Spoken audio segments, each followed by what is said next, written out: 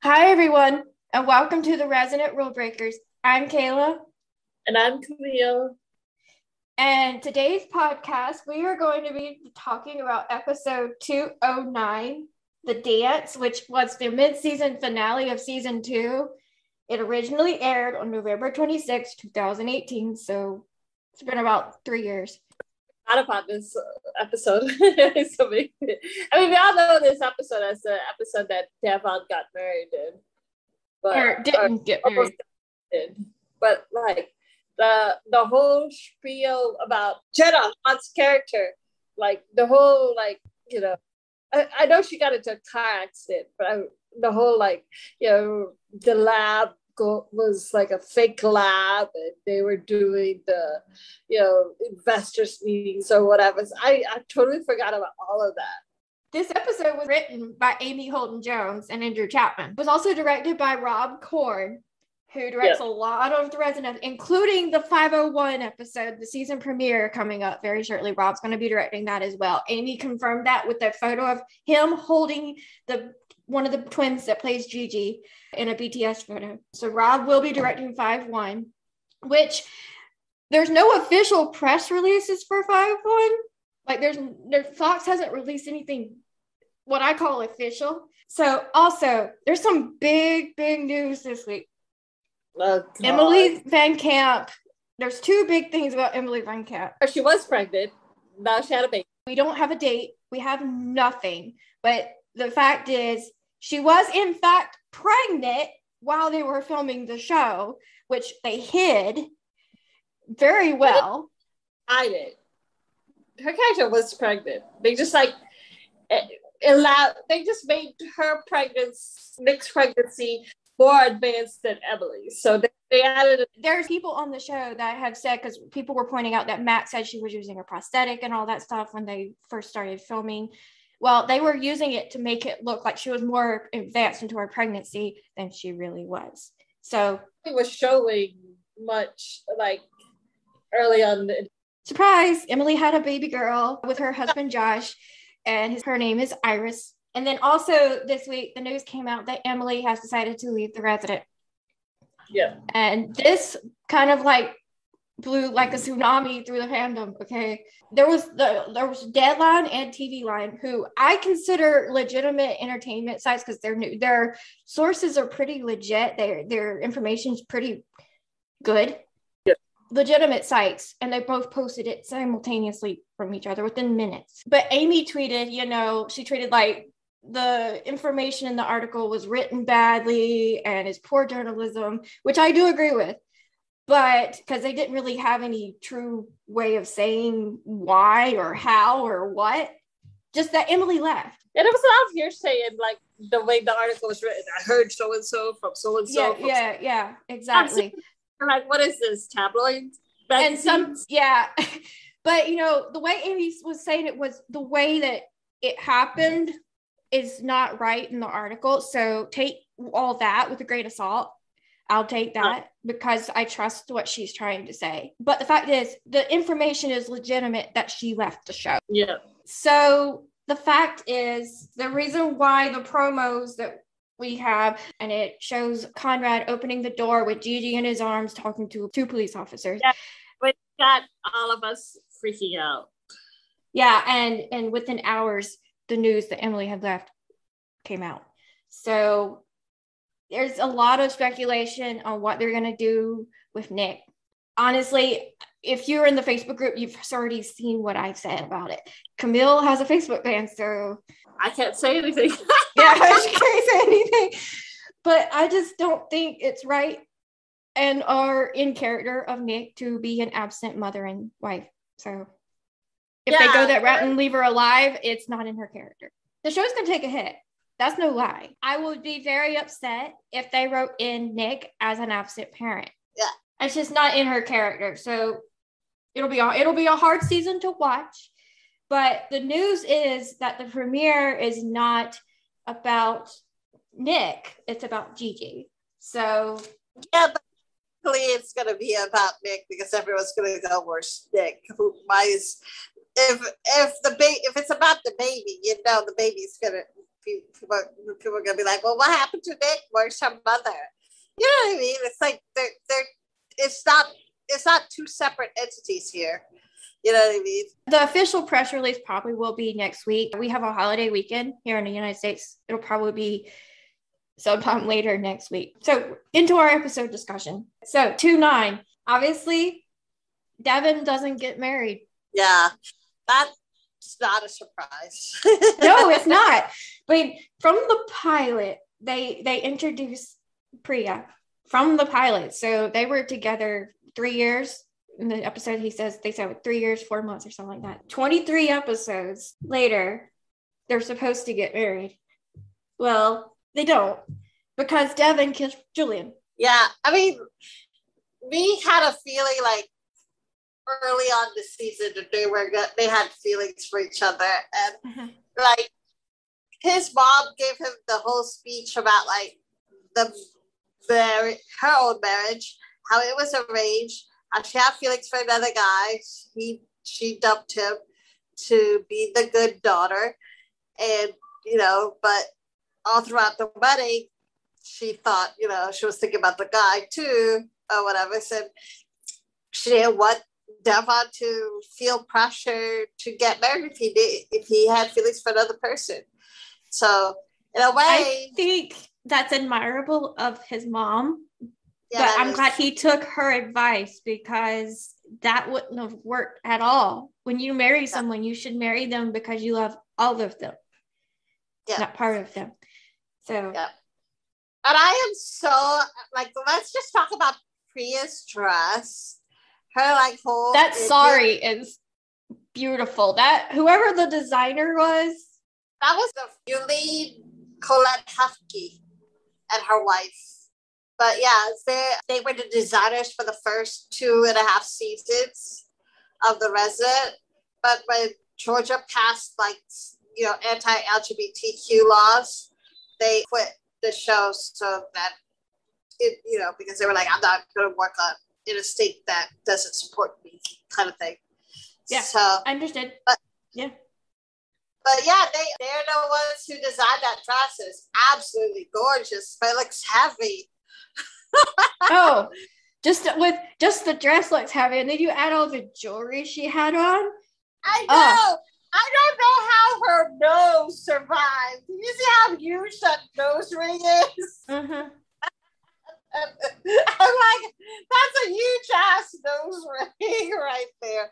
My nose hurt watching her for that too. But yes, the saris are in just the clothing for that wedding was just beautiful. From the men to the women to everything, just absolutely beautiful, absolutely gorgeous. They just said a lot of the Residents' like iconic looks was from those two women. So like Minna's Halloween outfits where she was like some kind of Valkyrie. The headdress, that's her. Like Minna's gold dress from when like Micah first saw her, that's them. Like literally every iconic like look that people talk about now on The Resident is from them. So like back.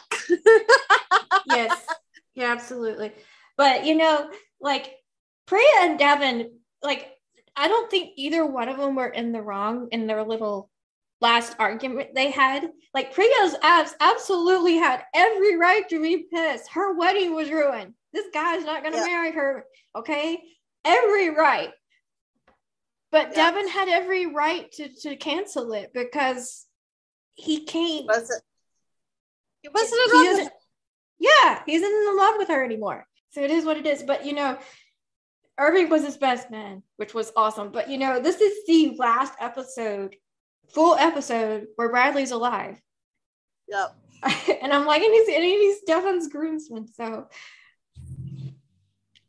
I love their little jokes about married life to him. It just really I think it really gets to him though. I don't think I was like, oh, hey Stephen. It was nice to see him again, Yeah. Episode.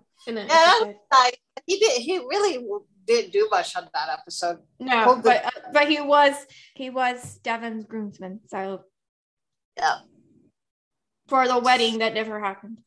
That's what I call it. Devon's. I literally, when I refer to this episode, I call it Devon's non-wedding. Yeah.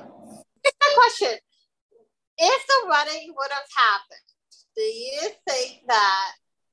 I mean, how would that have worked out? That she was going to San Francisco, right? Mm-hmm.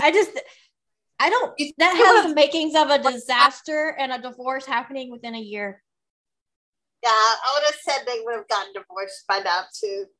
Yeah, it would have been if I were to marry, first off, I'd have to be in the same city as I'd have to be living with my spouse. I could not, I can't do long distance. It's just not going to happen. It just doesn't do well. And all these other things, she didn't really talk to Nick and Mina and Conrad and the guys. She just didn't hang out with them. She wasn't in these group scenes. All these other things had all these red flags in terms of the fact that Devon and Bria's relationship wasn't going to survive. And then she wanted to move across the country in the middle of his residency. So yeah, I mean, like he wasn't going to do that because he would have had to like redo everything again. Yeah. The thing about residencies is once you start it, if you move, you have to restart it. Yep. So, it's not like going to college where you can carry the credits with you to another college or something. You know what I mean? Real life reasoning behind why Devon was very, very hesitant for that one. Yep. Julian has a really, considering the fact that she's the reason for Devon calling off the marriage in the first place, it hits her the wrong way in the episode. She's like, I don't want to ruin your marriage. I don't want to stop this from happening. But she already was. It's yeah, I mean, she doesn't want to be the reason, but she was a willing participant too. I mean, it's not like he forced himself on her kind of thing. No, none at all. But the fact is, she does have her own plotline outside of Devon in this episode. And she's a whistleblower, which is a common theme right throughout the Resident. Yeah, she, what's that called? She, I guess it was a previous episode where she saw the boxes where Fulvatis got boxes of materials from China or whatever. And the boxes, were changed, the tag for the boxes were changed to made in the United States instead of made in China. And Julian saw it or whatever. She had to go to an investors meeting and the guy, was spouting all about how everything is made in the USA. The military guy was like, if you do a contract with us, everything has to be made in the US. And Julian's they're going, no, this place is not one of those states. And stuff. And I still wonder how they put up the fake lab, right? And got all the researchers in that lab. And then what was the time frame? Was it the time frame must have been only a couple of hours or something like that? Yeah, it looked it certainly seemed like the way they framed it in the episode, it was a couple hours. And these people were gone and Julian had come back and went back in there and everything was different. Everything was gone. God. So she used the excuse of go to page your cell phone with stuff behind or whatever. Mm-hmm. And I was sitting there going what is going on? How did they do all of that so quickly? I guess he has a system in place for making his fraud look legit. But I mean, he worked so hard to. It's just I'm so glad the guy is gone. The guy is gone. Yeah. I mean, here's the thing. This episode, there's two cliffhangers to this episode. We're gonna get to that other one, but one of them is Julian, and where she's ran off the road by Gordon Page's henchmen, and for how many of 8 episodes, 9 episodes? You ask, what in the world has happened to Julian? And we've actually already discussed the one where she returns. That podcast is already out. So, but yeah, it was a big question for a while. But it happened. The reason why it took so long is Jenna Dewan had some type of, they had to write around her schedule. And that was why it took so long for them to resolve that storyline. Yeah. I love the fact, and most people who are listening to this podcast have already seen the rest of this show. So, but spoiler alert, if you haven't, I do love the fact that Marshall was the one that was protecting her and helping her, and she was his kind of source of all this, and he helped bring Gordon Page down. So I like that part. Yeah. Speaking of Marshall, the other cliffhanger to this episode. Marshall and the conversation. Marshall has Crohn's. Yes, Marshall has Crohn's disease. It's an autoimmune disease, right? It affects his digestive system, kind of thing. Yeah, it affects your digestive system. And he has a flare-up and needs emergency surgery, but the only doctor on call is Belle, and he doesn't want Belle. And rightfully, at this point in the show, I rightfully don't blame him for not wanting Belle, okay? Yep. I wouldn't want Belle either. Well, he got better. He's gotten better, but like I said, at this point in the show, he's not so... He hasn't redeemed himself yet, by a long shot. And this episode's proof of that. Yep. But there's a talk, and you referenced this in the last podcast. There's a talk from Conrad and Marshall that never got completely resolved. And it's been that way for almost 2, if not 3 years. I know. It's still like no closure for that. I just wish that the writers would have given us some kind of thing about what happened. Yeah, we backstory on Conrad's mom. They mentioned, she cheated on Marshall with the neighbor. With the neighbor, and she was hoping to, get out of the marriage and marry this other guy, and whatever the case may be. Conrad remembers them arguing, but somehow something got twisted and warped in his head, and he thinks his dad and mom got physically violent to each other. And Marshall denies this blatantly. I just really would love to, have some type of closure on this particular plotline. Another thing that we know about Conrad's nightmare of her falling down the stairs or whatever, right? Mm-hmm. Yeah. And Marshall was like, did you think that, I hit your mom or whatever? Because I never hit her. I just wish that there was okay, so then where's the nightmare come from? What's real, what's not? You know what I mean? Yes, exactly. See, here's the thing. In this episode, Conrad there's a patient he has, and he looks at that relationship between this man and his daughter, and he's like, I want that with my dad. I'd love anything to have that with my dad. And, and Nick's like, you can have that, if you go try to repair it right now. But, Conrad wishes he had that relationship. And now there's definitely a closer bond. But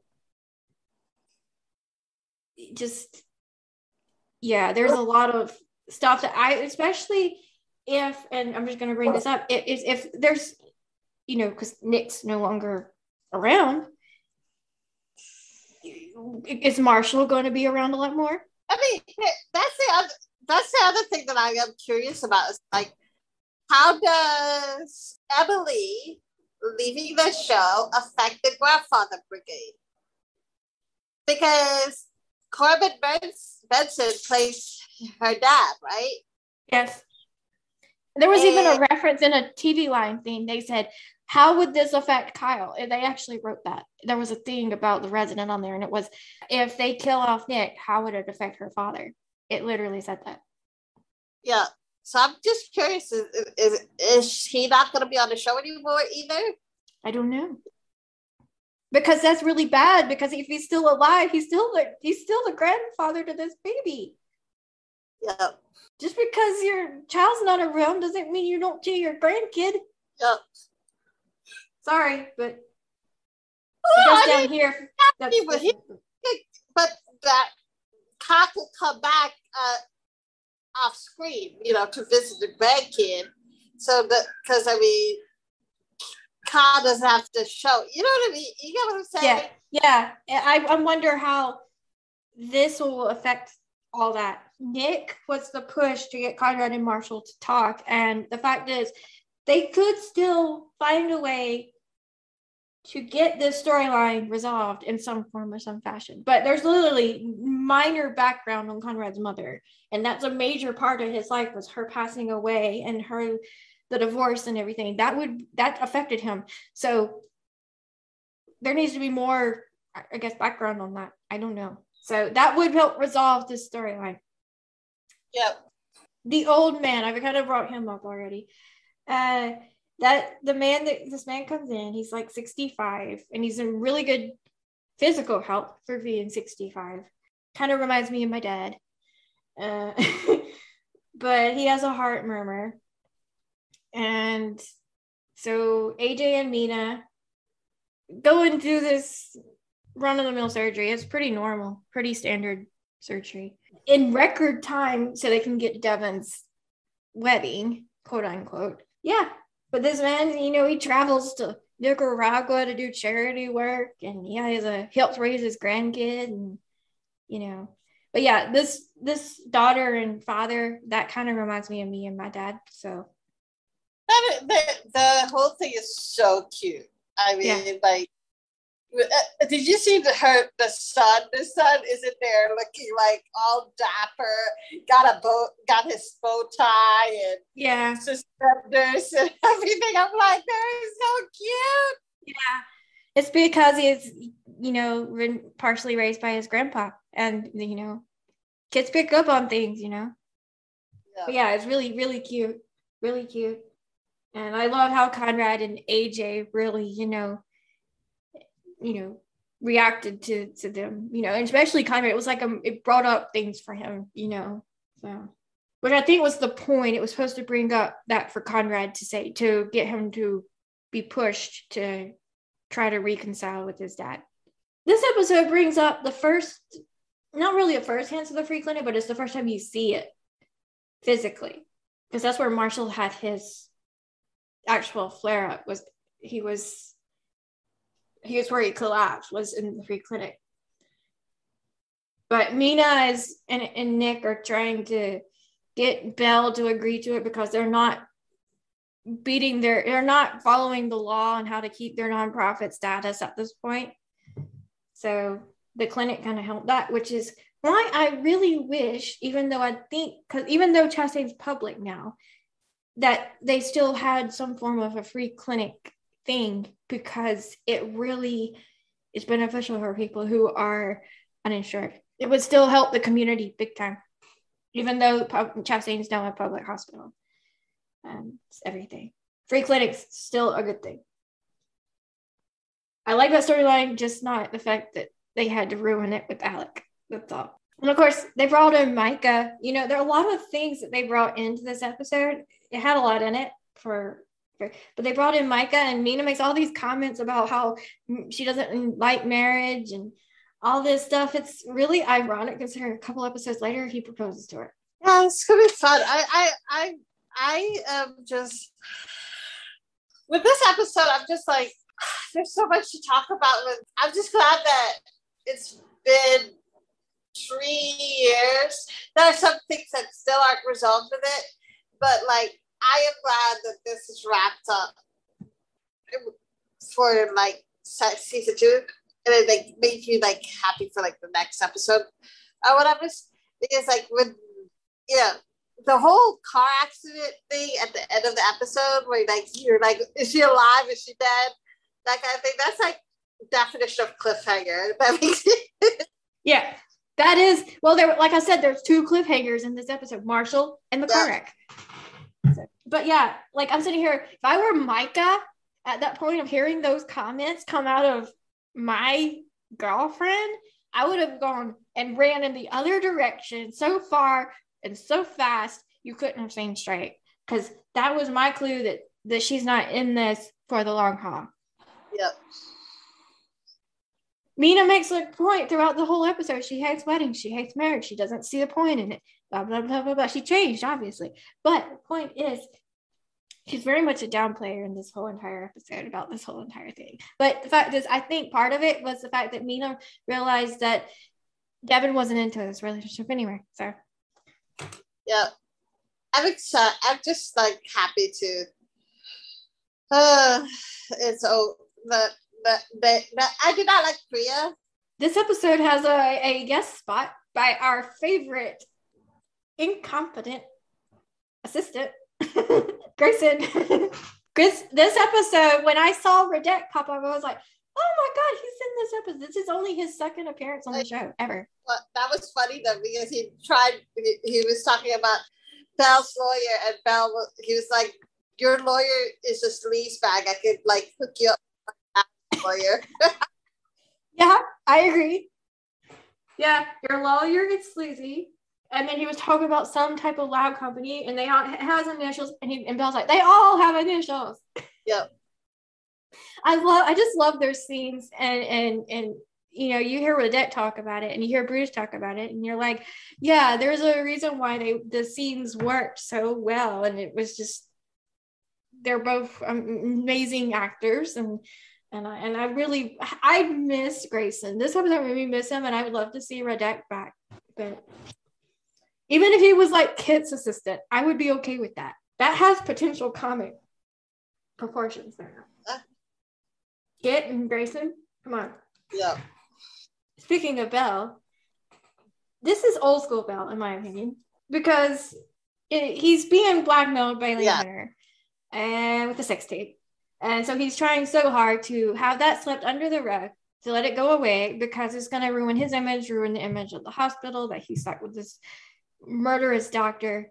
And he's talking about things like this doctor that got off of a rape charge with a slap on the wrist. That's not something to brag about, Belle. I'm sorry, but no, a rapist is a rapist, and a rapist needs to go to jail. So sorry, Belle, but that's not something to brag about. But yeah, Belle got the money from Gordon Page to pay Hunter's Belle. And so, but the lawyer's like, no, this is a bad idea. And I absolutely agree with him on that one. This is the money that gets Hunter out of jail in the next episode. So. And this is the money that also pretty much led to Chastain being almost bankrupt and everything on the financial. Yeah. The storyline that just now somehow got resolved this year. Yep. Becoming a public hospital. Thanks, Belle. Thanks a lot. Yeah, this is all from all of that.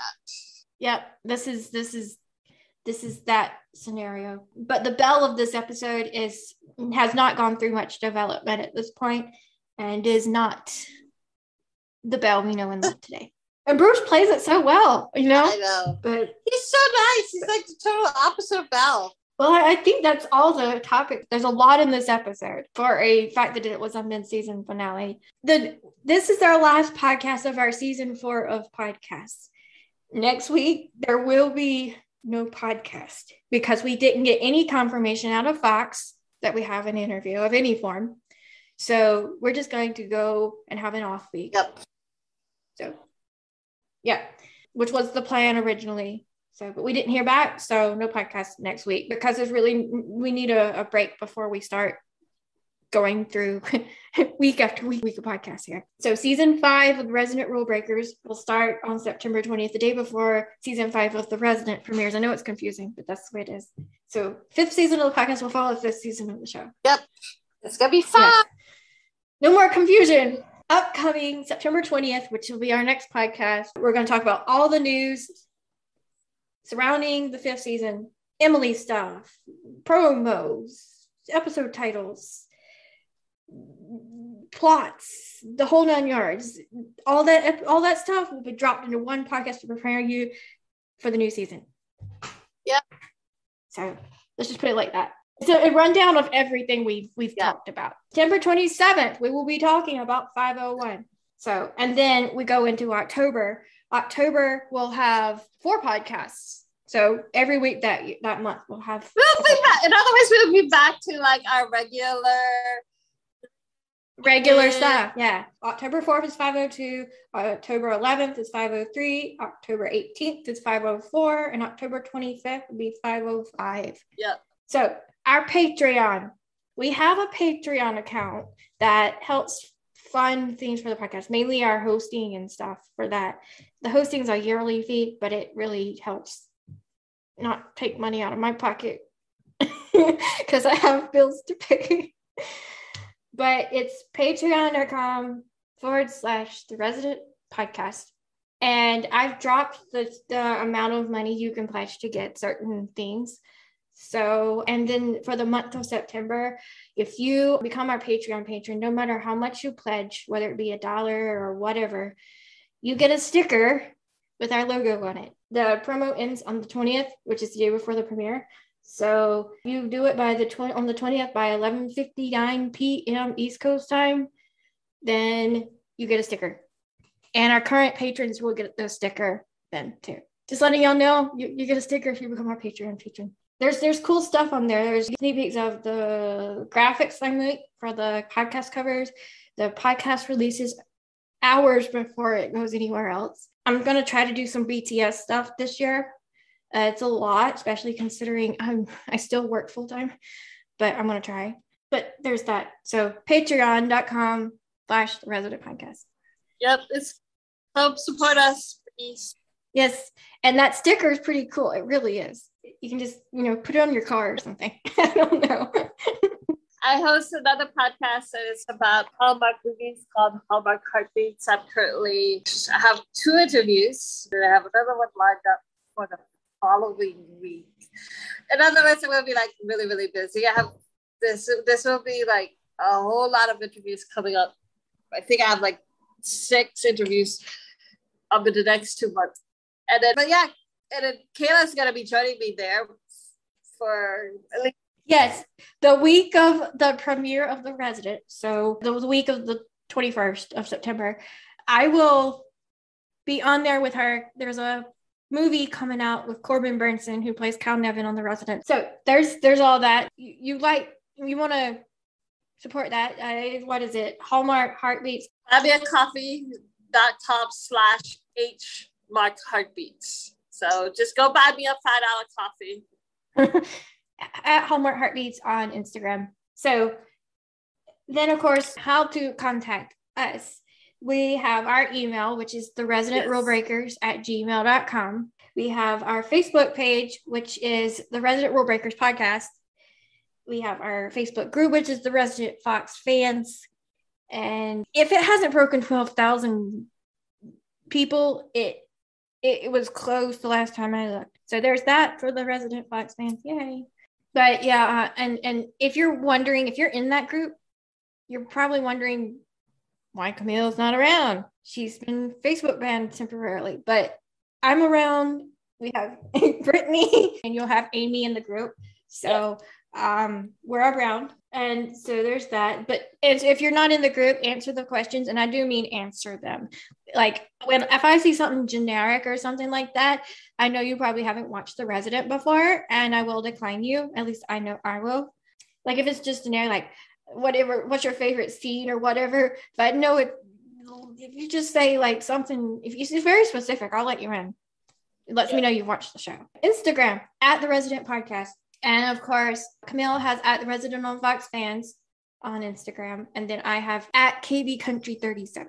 Then of course our Twitter, which is @Resident Podcast. And that will become much more active coming in to season 5. I will be live tweeting the premiere on the East Coast feed of The Resident. So when it airs at 8 p.m. on the East Coast feed of Fox, I will be live tweeting on our Twitter. So at that point, it will be spoiled on our Twitter account. So join me, and you'll see like I've made graphics for this, but you'll see stories and graphics saying like join me to live tweet and go to our Twitter. So it'll be a little bit more active as the show comes back. So we're going to try to do that every week. Of course, how to listen. Obviously, you're listening to us. You found us. You found us somehow. But we have our Podbean, which is our hosting. Then we have Apple. We're on Google. We're on Spotify. We're on iHeartRadio. And of course, we have our YouTube channel. So, which is, it just Google the Resident Rulebreakers YouTube. And I can promise you, it will pop up. Yep. Like the first thing. So, we're taking 2-week break. This will be our last 2-week break for a while. So until September 20th, where we'll be discussing all the news about season 5. I'm Kayla. I'm Camille. Bye, guys. Bye.